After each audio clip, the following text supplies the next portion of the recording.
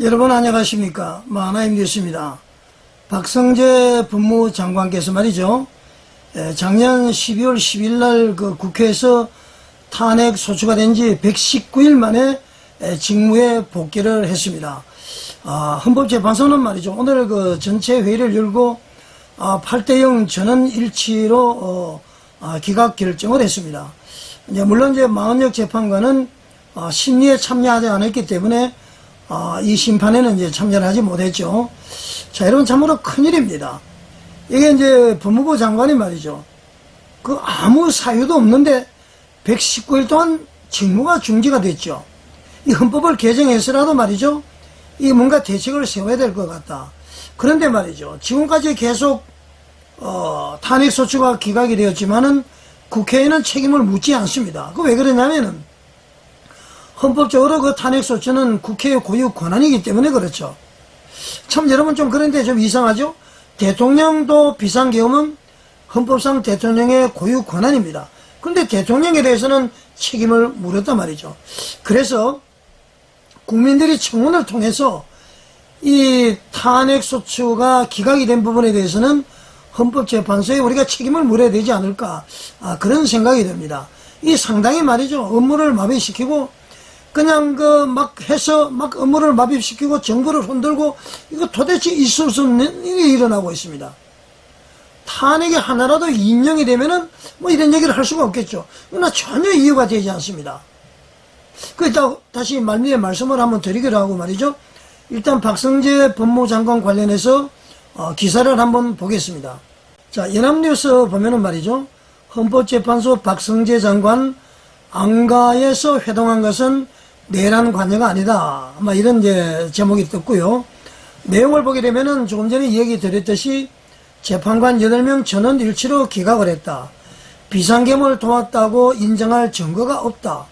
그리고 장시호 씨의 그 출정 기록에 대한 제출 거부는 위법성이 인정이 되지만은 법질서를 역행하려는 의도는 아니다. 이렇게 지금 결정을 했습니다. 그래서 박성재 법무부 장관은 말이죠. 오늘 이제 법무부로 직접 바로 이렇게 출근을 했습니다. 출근하면서 이제 말씀을 하게 됐는데 말이죠.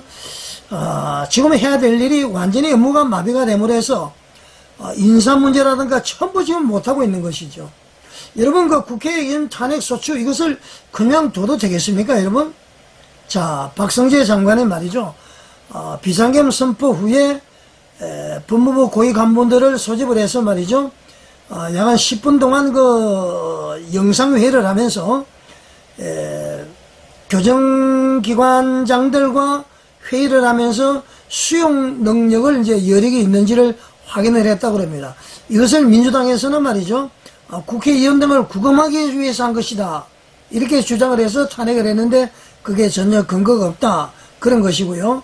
그 다음에는 대전지검의 그 특수활동비 여기에 대해서도 제출을 거부했는데 이것도 탄핵 사유다 했는데 이유 없다.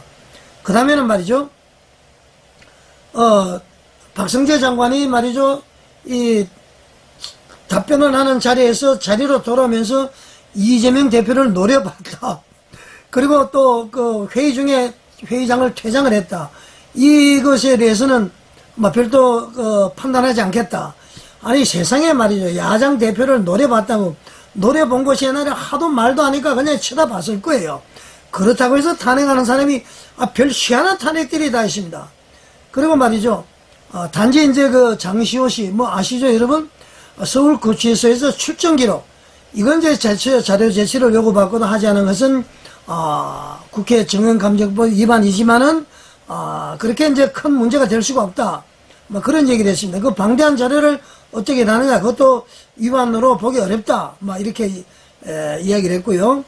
그 다음에 그 비상계엄을 선포하는 자리에서 대통령이 설명을 하고 또 이렇게 했을 때 말이죠. 반대하지 않았거나 그 다음에 적극적으로 반대하지 않았다. 이렇게 것도 이제 비상계엄의 그 내란 동조자라고 그랬지만은 그것도 이제 이유가 없다. 그렇게 이제 선고를 했습니다. 자, 여러분. 이거 헌법재판소를 어떻게 해야 되겠습니까? 첫 번째.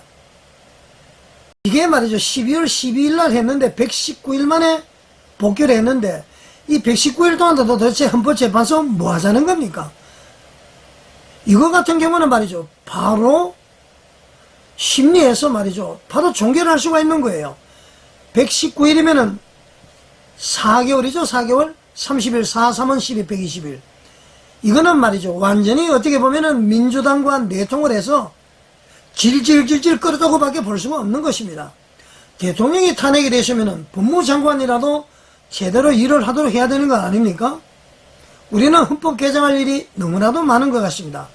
헌법재판소가 말이죠. 이것을 예를 들면은 탄핵 소추가 결의가 되더라도 피의 청구자들은 업무가 중단이 되지 않는 이런 법 개정이 필요하지 않겠나 그런 생각이고요. 그거 해야 된다는 것입니다. 그 다음에 아까도 얘기를 했습니다마는 민주당에서 말이죠. 지금까지 계속 탄핵을 했습니다. 전부 기각이 되었어요. 그렇다고 해서 민주당이 책임을 묻습니까? 묻지 않죠. 왜냐하면 탄핵 소추권은 헌법에서 보장하는 국회의 고유 권한입니다. 고유 권한을 행사했는데 결과와는 관계없이 그걸 심판할 수가 없다는 얘기입니다.